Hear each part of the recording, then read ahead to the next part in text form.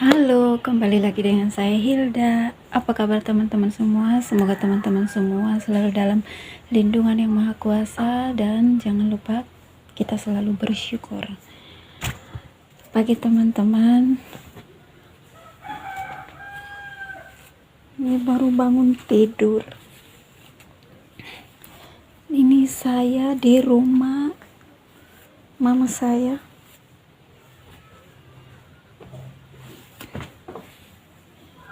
Nanti saya cerita kenapa saya disapu mama ke rumah.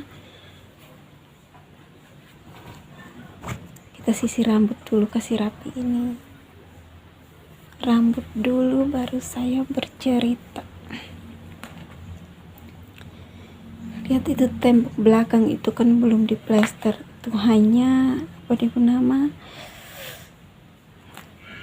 tembok batu bata. Batako.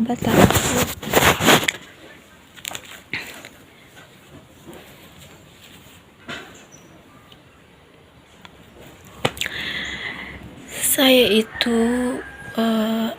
waktu habis keguguran yang saya bikin video itu, pas saya keguguran itu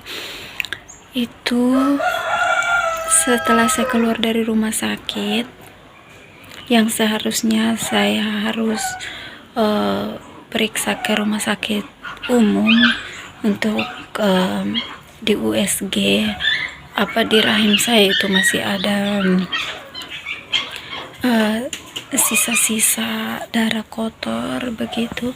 Tapi 2 minggu saya tidak sempat ke sana, ke rumah sakit.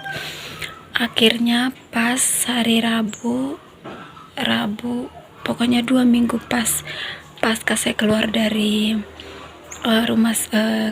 klinik pas keguguran itu, saya pendarahan lagi teman-teman, dan itu buat saya sampai pingsan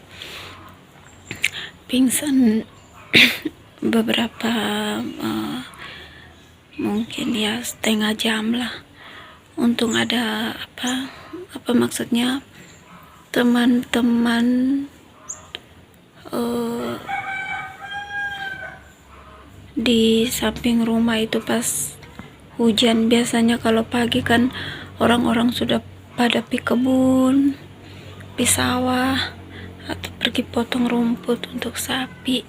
Jadi pas pagi itu kebetulan hujan, jadi semua orang belum pada keluar. Jadi pas saya kejadian saya pendarahan itu, langsung orang-orang itu pada datang, dan sepupu dari suami saya yang lebih dahulu datang karena saya suruh kakak Alfa pergi panggil. Saya minta tolong panggil ini kakak di sebelah supaya datang bantu mama dulu, tolong mama dulu begitu. Terus itu dia pergi panggil,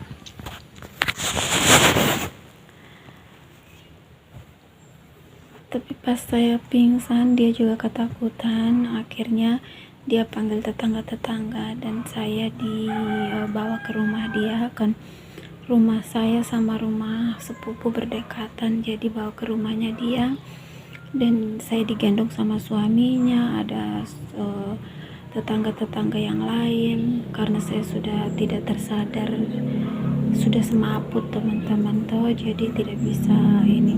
Setelah saya dibawa ke rumahnya, di belakang rumah itu kan pas juga ada tempat tidur. Biasa kami suka nongkrongnya di situ. Dibawalah saya ke situ. Tapi sebelum itu, pas pendarahannya itu, saya sudah suruh adik sepupu itu untuk telepon bidan, supaya kasih tahu dahulu bidan. Setelah bidan kasih tahu kakak ipar saya untuk mau bawa motor untuk datang jemput saya. Di rumah ada motor, cuman pikir-pikir ya sudah, biar kakak ipar bawa motor dari depan dari rumah gitu kan. Soalnya rumah saya itu agak masuk ke dalam, agak jauh dari mungkin 1 kilo atau setengah kilo, 1 kilometer lah dari jalan umum ke rumah saya itu. Jadi pas itu kakak ipar saya suruh ojek datang jemput, tapi pas ojeknya datang itu saya sudah tidak sadar diri. Jadi mereka pergi panggil mikrolet. Jadi datang, saya dimuat ke mikrolet dan pergi ke klinik. Setelah dari klinik saya dirujuk ke rumah sakit. Saya dirujuk ke rumah sakit umum. Setelah sampai di sana, malam waktu di klinik saya diinfus dulu, dikasih disuntik di paha dua-duanya itu. Terus itu baru bawa ke rumah sakit umum. Dan setelah sampai di rumah sakit umum, saya langsung ditangani, dikasih infus, dikasih makan. Terus itu setelah itu dari dokter kandungan mulai USG, ternyata di dalam masih ada sisa-sisa darah. Jadi dokter bilang besok jam 8 pagi harus dikurat. Jadi pas malamnya itu saya dikasih obat-obatan, dikasih infus. Setelah itu malam itu saya dikasih, karena HB saya rendah, terus itu saya dikasih mungkin karena di rumah juga keluar banyak, teman-teman, di klinik juga banyak keluar darah sampai saya pingsan gitu. Jadi yang di sebelah ini infus air yang cairan putih biasa itu, terus yang di sini sebelah sini ini saya diinfus darah, dimasukin darah 1 bag.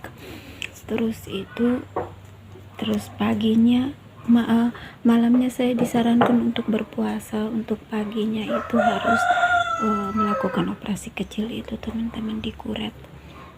Jadi pas habis kurat saya ditambahin lagi darah 2 bag.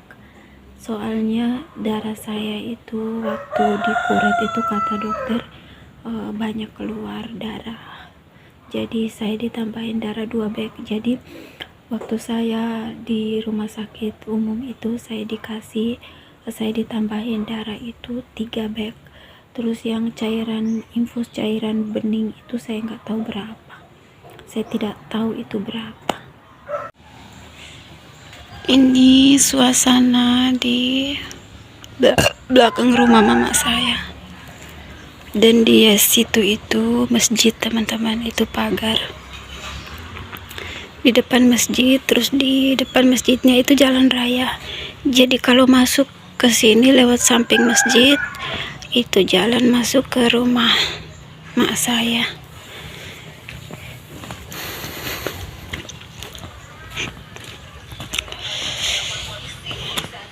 Itu rumah tua.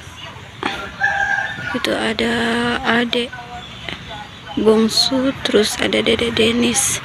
Mereka lagi nonton HP. Terus yang saya tempatin itu rumah adik saya. Rumah adik saya itu yang ini, teman-teman. Ini bagian belakang rumah adik saya. Saya tempatin di sini. Kita ke dapur. Kenapa duduk di situ? Hah? Ini dapur.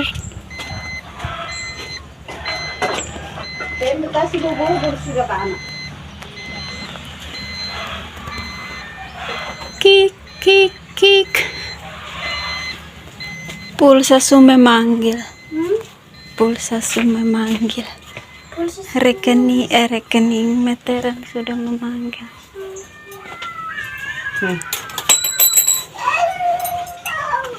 Iya, bubur.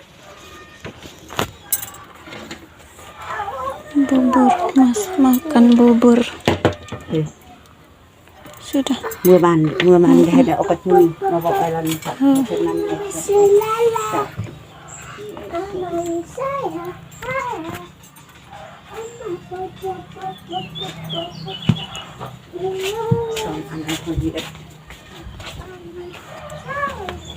Sono nona makan bubur.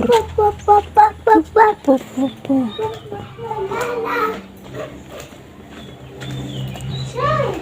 dito ko sa ito.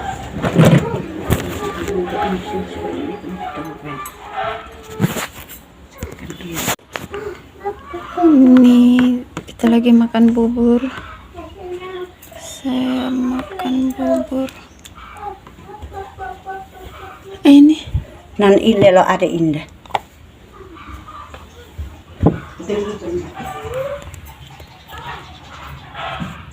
Ini kita setiap kali kalau makan pagi, siang, malam juga kita selalu simpan untuk anak saya yang sudah berpulang itu teman-teman ya. Memang kebiasaan di tempat saya atau di kampung saya begini. Terus ini dia punya susu.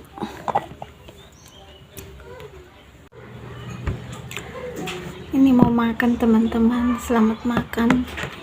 Ini saya tidak pakai sayur karena memang masih pagi, tadi belum sempat bikin sayur. Kasihan mama sibuk.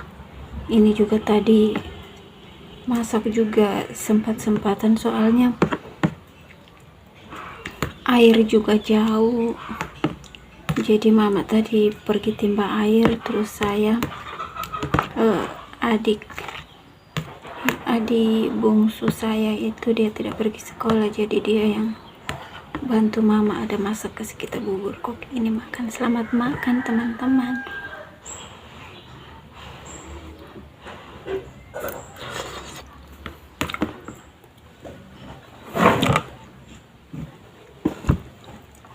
Jadi untuk teman-teman perempuan yang habis keguguran, jangan hanya andalkan ramuan atau obat tradisional teman-teman ya. Harus ke rumah sakit biar ditangani sama medis, para medis. Soalnya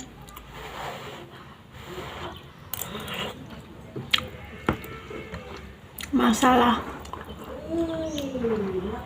pendarahan saat melahirkan atau pendarahan saat keguguran itu sangat berbahaya teman-teman, karena saya sudah alami teman-teman. Karena saya punya kelalaian, makanya saya pendarahan. Karena yang seharusnya keluar dari klinik 1 atau 2 hari itu saya disuruh langsung ke rumah sakit, tapi karena kelalaian saya tidak pergi, makanya terjadilah pendarahan.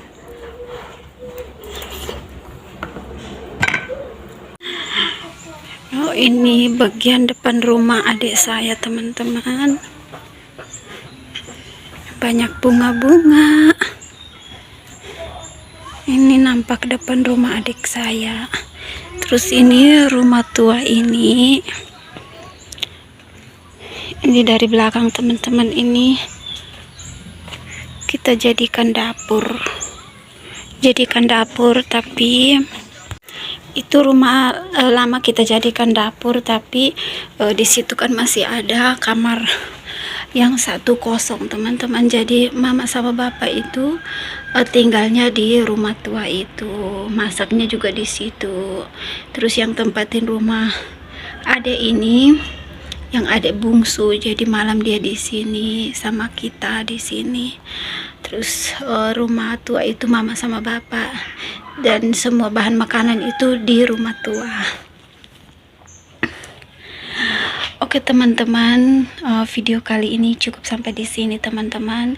Jangan lupa like, comment, share, and subscribe sehingga saya lebih rajin lagi untuk mengupload video-video ya teman-teman.